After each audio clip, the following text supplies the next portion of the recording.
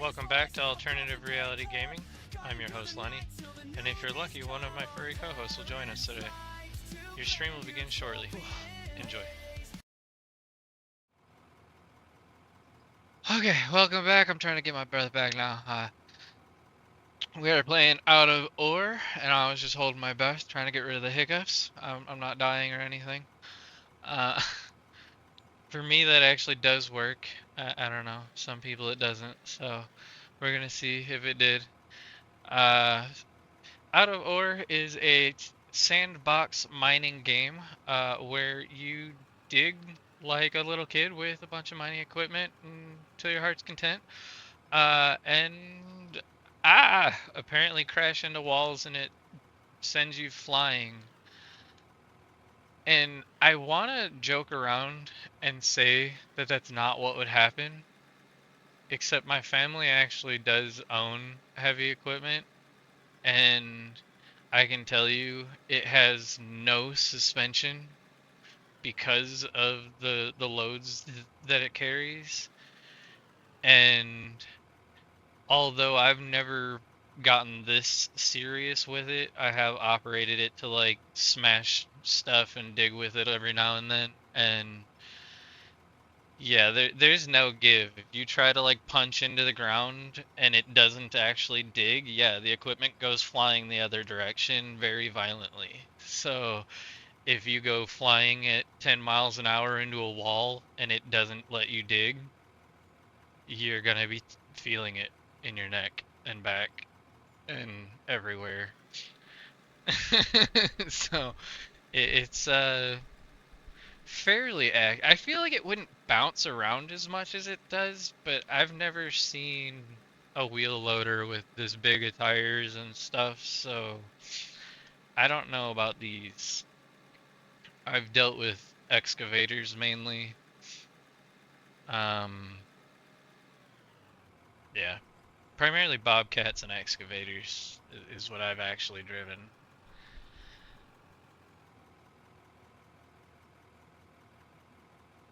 The oldest band losing his voice.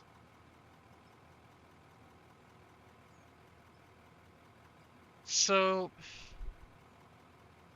I have a weird phobia, like of becoming like a vegetable type deal, or becoming deaf or blind, or just that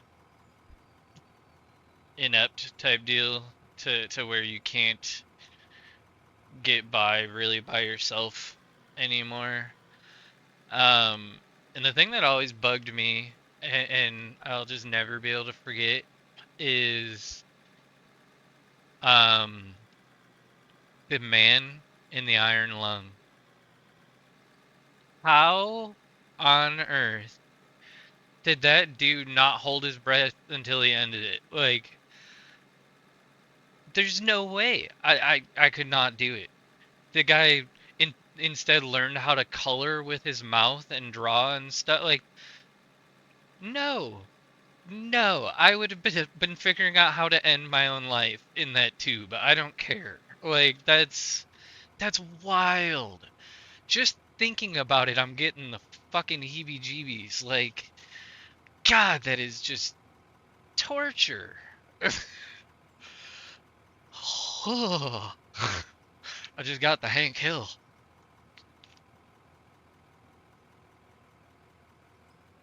Dang it, I still got the chills thinking about it. Like, holy cow, how did that dude go that long? Just wild.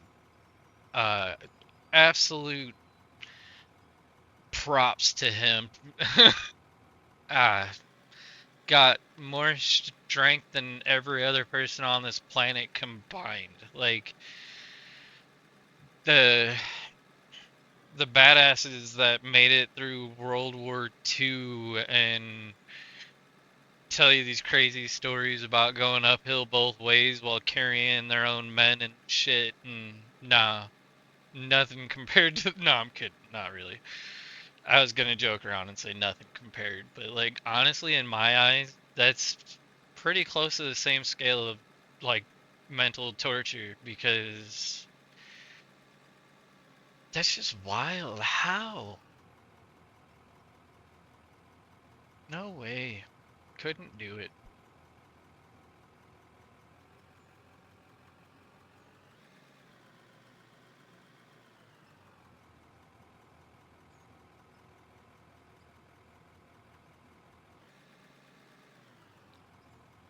No, don't take away my digging. It's gonna do it now. I mean, I'm glad it at least tells you when it's locking, but so many times I don't even notice, and then I'm like losing my mind, like, why won't it work? And I'm freaking out, and it just says it really small in the middle of the screen.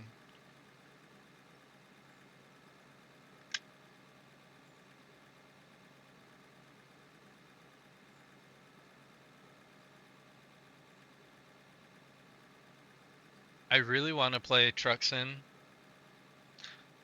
but I really, really need to make progress on this game as well.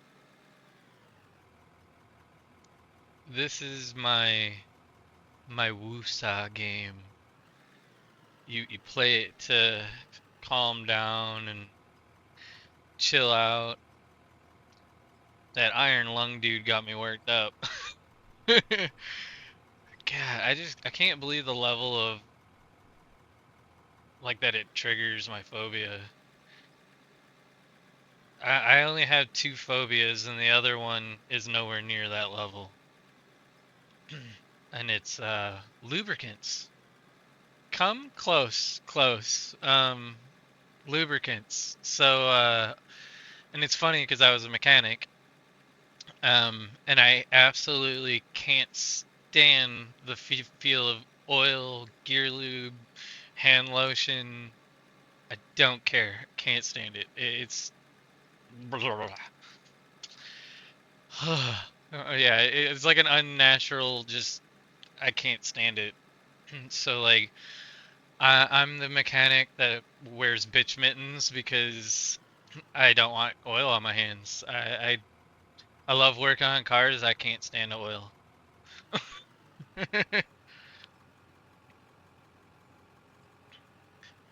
I mean, to the point where if someone else looks oily and they go to hug me, I'm like, and I walk away. Like I can't, no, can't do it.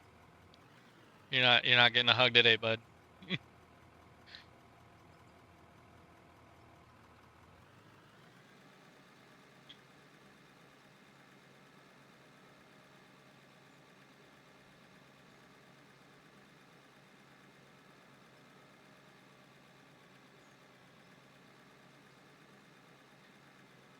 Yeah, I'm pretty sure if anyone ever wanted to like render me useless, or well, I'm already pretty useless, but if they wanted to torture me, they'd have to just surround me in oil and like duct tape my mouth and tie my hands, and I'd fucking lose it. I can guarantee it. I'd just like die from a meltdown.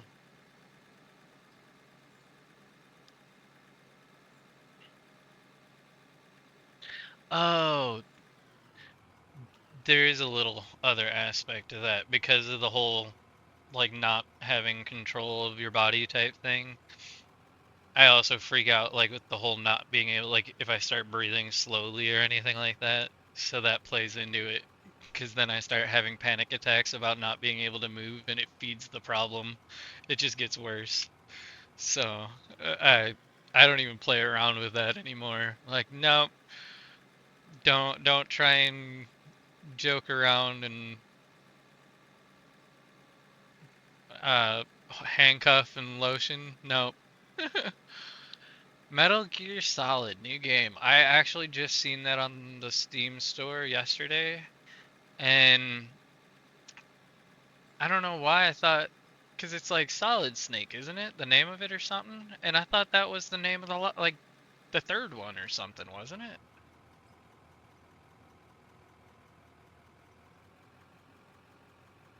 I lost track after like the third one. I felt it like it was a really good game, and the stories were really in depth.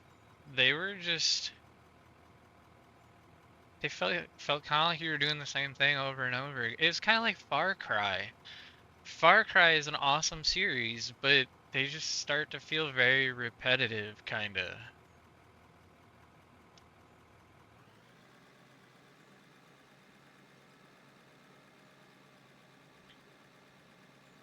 But those are definitely the types of first-person shooters I enjoy. The single player story based, the story driven. So I will always be stuck with like the first ones being my favorite of everything. Like I'll just always remember hiding in a box and faking putting ketchup on myself that I'm dead constantly. And like I was a little kid. I don't remember how old I was when the first one came out. I was probably like 10 or shit. No. I can't be that old. Hold on a second. When did first Metal Gear Solid release? 98. Okay, no. Okay. I would have been 14. So that's not so bad. Um, but I was pretty young and childish still at that point. So all I really remember is like the silly aspects of the game, like the faking being dead with ketchup and stuff. And I just loved that aspect of it, being able to hide from people in plain sight and just be silly and have it be dumb, silly, but okay. Like they put it in the game. Like, you were supposed to do it.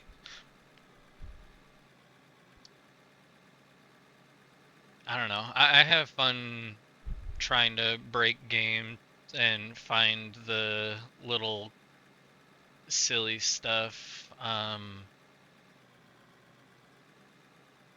I'll never forget Leisure Suit Larry, which was one of my earliest introductions to gaming. And yes, Leisure Suit Larry was not PG-13 by any means, even the earliest editions. Um, that and I'm gonna forget the name of it now. Crap. It was a screensaver for like Windows 3.1 or some shit, and it was called like Voyeur, and it was just like the side of a hotel, and you could see the silhouettes of the people in their rooms, and it was like this person comes through and they're changing, and this one's a peeping Tom, and this one's jerking off, and this one's like a dude getting his dick sucked, and like I don't even remember where I found it. Was the same one that had the flying toilets and the flying toasters. Because I remember that too. But like, man, some of that shit was like the best because it just wasn't really regulated or anything back then. Computers were new and just some of the dumbest shit was allowed out. And then now I look back and I'm like, it's so pathetic compared to like Grand Theft Auto 5 where you where you can go get a hooker and bang her in an alley in your car that you stole from some old lady. Like, uh,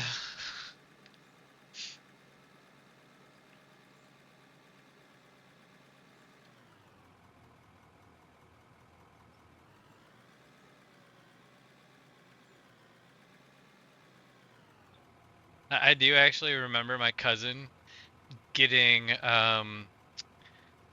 TurboGrafx and Sega Sonic, and I was so jealous.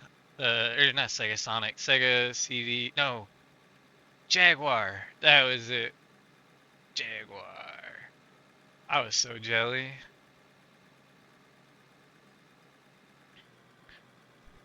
I did eventually get an Atari 1600. That was pretty sweet.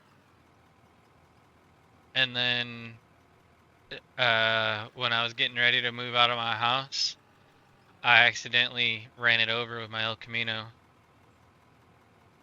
It fell in the garage underneath my car, and I didn't know.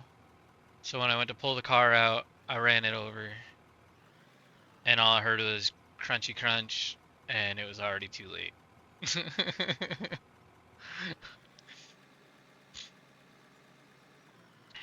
Oh, yeah, I ran over my Atari 1600.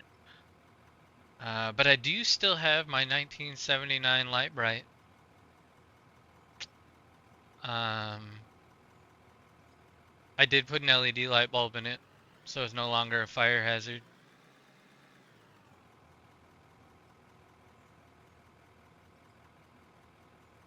And I have my creepy crawlers and all my Connects and Legos, and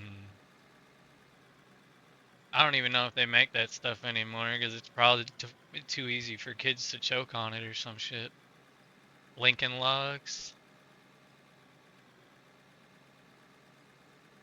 But then again, the same shit could be said about when I was little, because I still remember I had Little People, and then after Little People was like Mega Blocks, and they made bigger Little People so that the kids couldn't choke on Little People.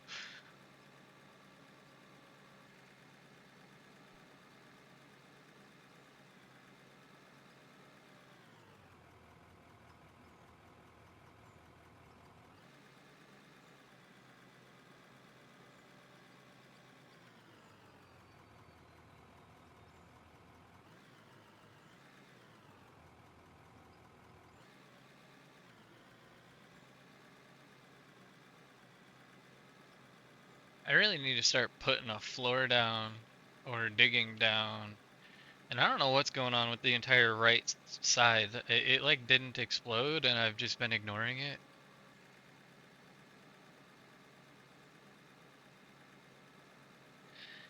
I have actually never used a PSP. I can honestly say that I've just never been a handheld guy, and I think that's why. Um, my only handheld was a Game Boy non-color when it originally came out. And I know I almost guarantee that it came out when I was, I'm gonna say when I was 7, because I'm pretty sure I got it when I was in the hospital. Um,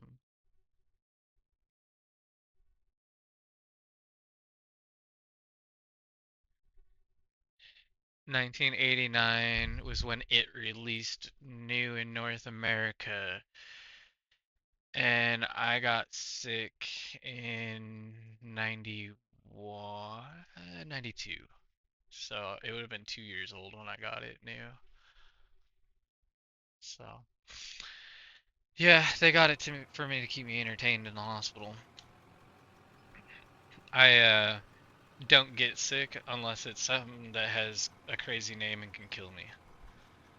Is pretty much what it is. Like I don't get the flu or any of that kind of stuff, but every time I do get sick, it hospitalizes and nearly kills me.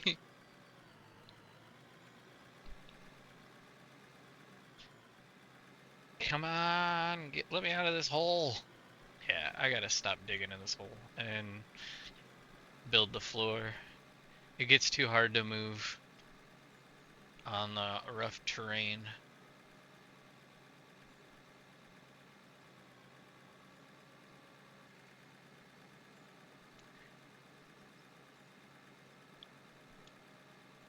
Man, I still remember getting a PlayStation 1 for Christmas when it was brand new. Like the original one. That thing was dope. But I still think the N64 was a better option.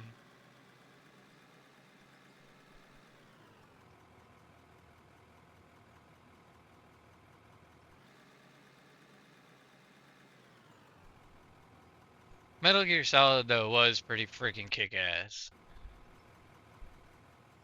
And Jet Moto and well, what else was there? They had the rally games. Crash Bandicoot. Crash Bandicoot was fire. Oh, I got the hiccups again. Damn it.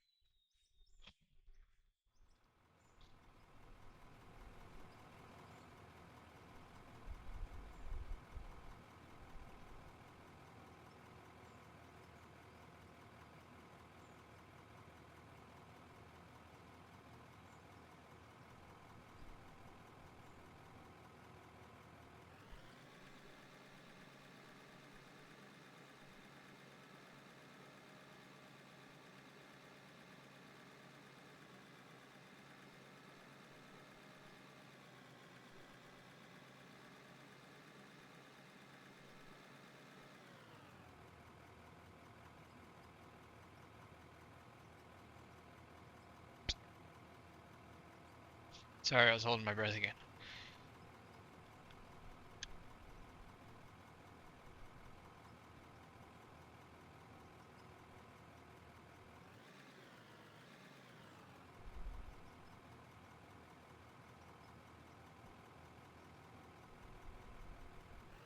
I really did not expect to enjoy this game as much as I do. Um, as I actually ended up getting construction simulator as well as building simulator, which is supposed to take this kind of digging and all that kind of stuff to another level where you can like dig out a foundation for a building and build the entire building from scratch and all that kind of stuff. So you can essentially build an entire city from scratch. So I thought that sounded pretty cool. Um, I like having a purpose, like a goal, as to where like right now I'm just digging to China. So, and I already know where the end is. I shouldn't have done that. I kind of ruined it for myself by going to figure out how deep it was. But alrighty, let's see here. Figure out what broke. And I'm sorry that all these little windows are not on the main screen. Sadly, the games don't always take into consideration multi-screen users. Uh, and even then, I'm not even gonna bitch because I really don't think there's enough multi-screen users for them to worry about it. Is it really their problem? I don't think so. It's it is what it is. I make do with it what I got. So it says that I need an OEM turbo, but I'm not going OEM unless it's the most expensive. Why did I have an OEM turbo? This must have been the new truck, and it's the first time I broke it. So if you check these guys here, so this one's 95% condition. This is high quality. You got a built turbo. Oh, actually, the built turbo is the best one. I didn't see the highest price. So that's usually the giveaway, is the highest price is the best one. But then also if you click through them, the condition. So I'm actually going to sell the OEM for 714, the high quality for 893, and then we're gonna buy the built turbo. So now it just makes it last longer. That's really all it is. It gives me more time dicking around, digging with being overly aggressive. Because really, that's what's going on. Is every time I dig, and sadly, y'all can't see it because it's on the second screen over here. But I can actually give me one sec here. We're gonna move this over. See over there where it says overload? Every single time I dig, I overload the bucket. They want you to keep it in the yellow and keep it, right where the machine is programmed to be doing its heavy lifting and stuff, but ain't nobody got time for that. So so we're pushing and abusing the equipment and paying for it in the long run. It's kind of like speeding tickets. Um, you don't have to do the speed limit. Just be prepared to pay the subscription fee for for speeding. Just be careful if you try to make that subscription monthly. They might take your license away.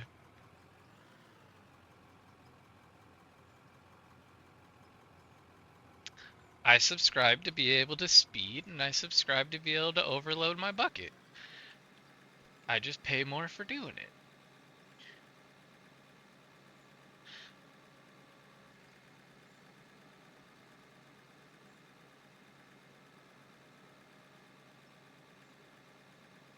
And I haven't gotten a speeding ticket in a long time. Thank you very much.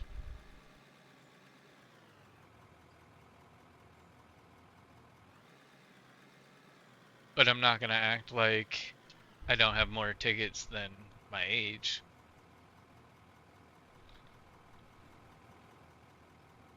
And I'm definitely not gonna act like if the current system was in effect when I was younger, like I would have had my license taken away.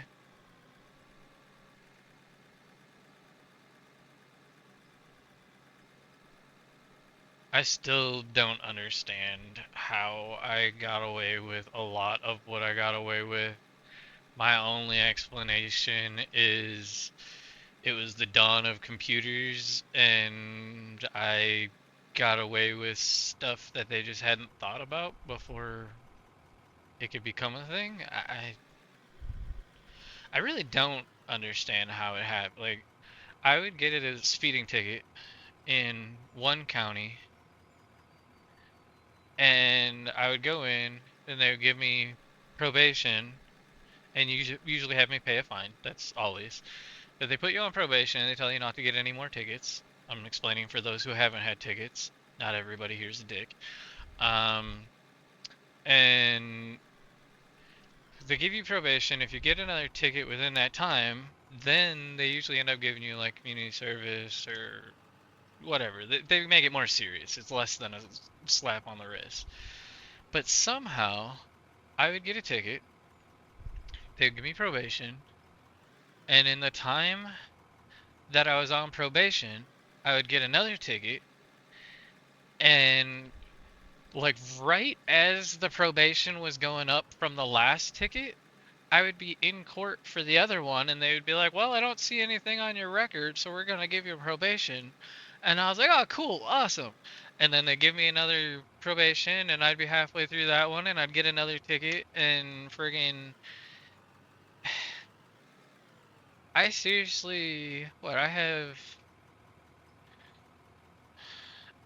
by the time I was like 25 or something, I already had like 20 speeding tickets and 2 reckless endangerments. Like, I was just a retard, is the best way to put it. I was just a wild kid that was uncontrollable.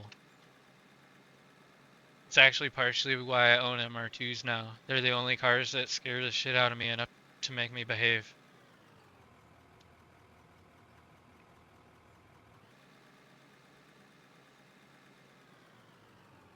Do they make me behave? A little more than normal. It is, and that's after owning them since 2004, I think was my when I got my first one. I've had 18 of them now. I've had a lot of cars. Uh, I like made it a goal that the cars weren't allowed to leave my hands in running condition. I was like whistling diesel before cameras and before it was cool.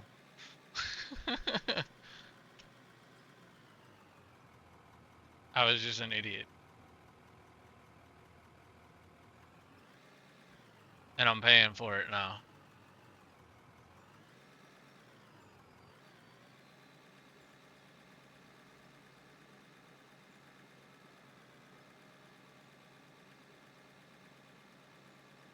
But you also gotta remember, I grew up with Jackass being huge, Tony Hawk being huge, CKY being huge, friggin' Dave Mira, Matt Hoffman.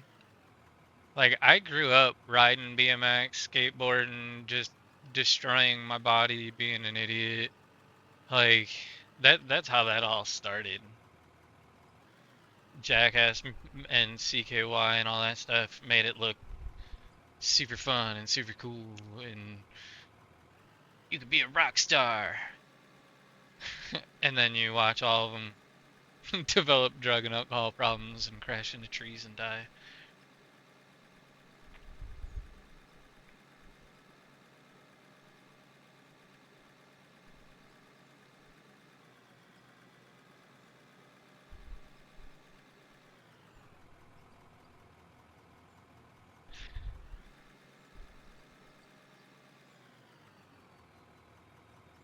I do still find it kind of crazy that what's his face?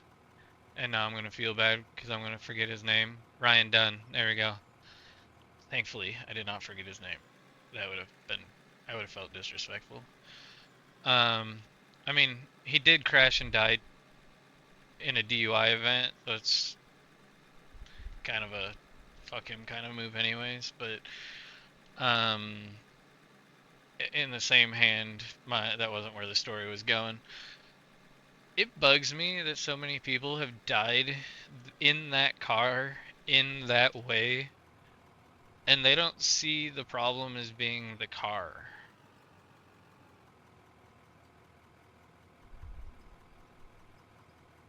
I mean, how many Camrys and Malibus and like all these economy cars that aren't taken care of get put into poles at ridiculous speeds and don't just burst into flames and kill the drivers. But these Porsches seem to do it every single time they get put into that situation. Nothing wrong with the design. Nothing at all.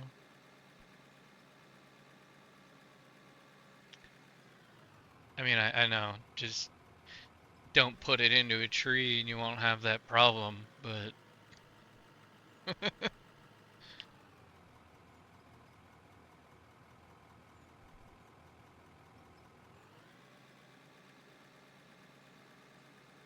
so what was that? The Porsche Carrera GT? I think.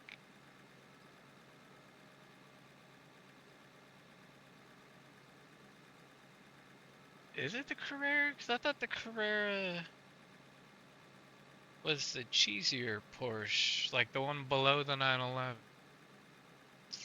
I hate that I have to use my phone as a camera because then I can't use it for giggling. I mean, Googling.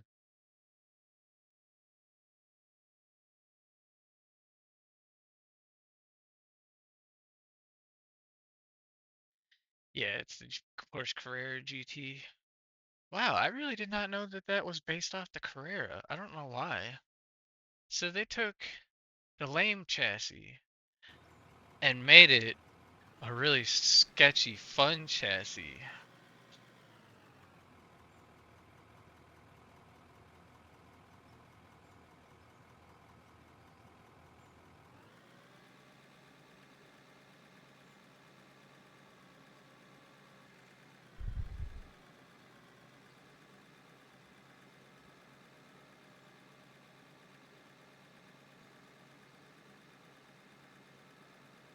Come on, go faster. Alright, we are at the 30-minute mark, so I do need to cut the video as per my usual. If you are in the stream, just hold on tight.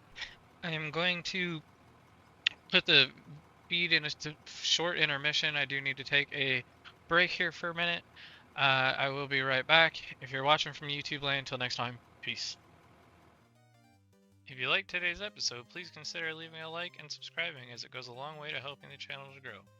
Thank you.